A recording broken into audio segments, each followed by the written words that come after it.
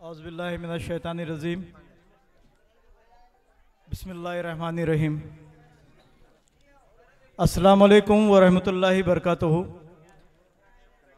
इस खूबसूरत नशिस्त में मौजूद मजलिस इत्तेहादुल मुस्लिमीन के कारगुजार सदर मोहतरम जनाब डॉक्टर अब्दुल गफ़ार क़ादरी साहब, मजलिस इत्तेहादुल मुस्लिमीन मराठवाड़े के सदर मोहतरम फिरोज़ खान लाला साहब, शहर सदर मोहतरम जनाब साबिर चौथ साहब, नांदेड़ से आए हुए तमाम तर ओहदेदारान, ज़िम्मेदारान, वो देगलूर शहर के रुए रवा तालुक़े के सदर मोहतरम जनाब मुफ्ती इमरान साहब, शहर सदर मोहतरम जनाब जाकिर साहब, हाफिज़ अब्दुल रहीम साहब, ताहिर देसाई साहब, वक़ार साहब, मोहतरम जनाब इरफान साहब, यूसुफ साहब, मजलिस इत्तेहादुल मुस्लिमीन के सीनियर क़ायद मोहतरम जनाब सैयद सलीम साहब, डाइस पे मौजूद तमाम मोअज़्ज़िज़ अशख़ास और इस जलसे में मौजूद भोकर के गयूर नौजवानों, बुजुर्गों, अजीज साथियों, पसे पर्दा घरों में बैठकर सुनने वाली मेरी इज्जतदार माँ और बहनों और देगलूर के गयूर नौजवानों, बुजुर्गों और दोस्तों, अजीज साथियों, ये जलसे हालत हाजरा के उन्वान से रखा गया है। बहुत जल्द हमसे मजलिस इत्तेहादुल मुस्लिमीन के कारगुजार सदर मोहतरम जनाब डॉक्टर गफ़ार क़ादरी साहब खिताब फरमाएंगे। अजीज साथियों, ये जलसे रखना, आपको इस ऐसे मौसम में यहाँ पर जमा करना, मकसद ये है कि मुल्क अजीज़ के जो हालात हैं वो आप लोगों के सामने रखें और एक सियासी शऊर को आप लोगों में बेदार करें कि हमारे मुल्क के अजीज़ में जो हवाएं हमारे खिलाफ चढ़ रही है, यकीनन ये गर्म मुखालिफ हवाएं, ये हमको बिखराने के लिए, हमको तोड़ने के लिए, हमें इंतशार पैदा करने के लिए नहीं, बल्कि ये हवाएं चीख चीख कर ये कह रही है कि वक्त का, हालात का तकाजा ये है कि हमको एक मरकज़ सियासी पे जमा होना होगा। वक्त की अहम जरूरत भी यही है कि हम एक मरकज़ सियासी पे जमा हो जाए।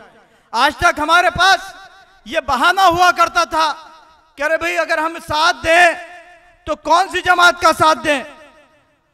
मजबूरी में हमको शिवसेना और बीजेपी को रोकने के लिए इन नाम नहद सेकुलर जमातों का साथ देना पड़ता था। लेकिन अल्हम्दुलिल्लाह अलहाज बैरिस्टर असदुद्दीन अवैसी साहब की ज़ेर क़यादत चलने वाली मजलिस इत्तेहादुल मुस्लिमीन, जो मजलूमों की जमात है, आज हमारे दरमियान में है।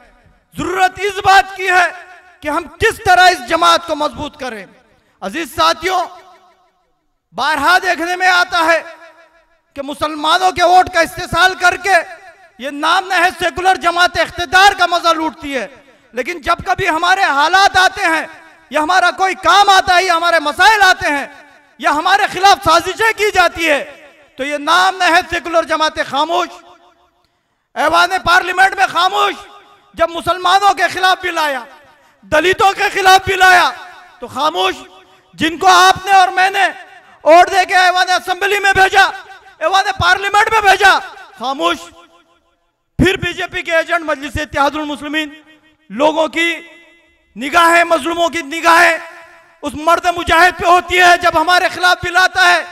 क्या कहेगा मर्द मुजाहिद बैरिस्टर असदुद्दीन अवैसी साहब? क्या ये हकीकत नहीं है? अजीज साथियों, हमारा आप लोगों के दरमियान में आना मकसद सिर्फ यह है कि आपके सियासी शऊर को जगाया जाए। याद रखिए अजीज साथियों कि एक जानवर चाहे आकार में, साइज में कितना ही बड़ा क्यों ना हो, मगर अगर वो मुर्दार है तो छोटे छोटे गिद्ध भी उसका गोश्त नोच नोच कर खाते हैं। लेकिन एक जानवर अगर वो छोटा है मगर जिंदा है तो कोई गिद्ध की ताकत नहीं है कि उस जानवर के करीब आए। अजीज साथियों, मैं यहां ज्यादा वक्त नहीं लूंगा।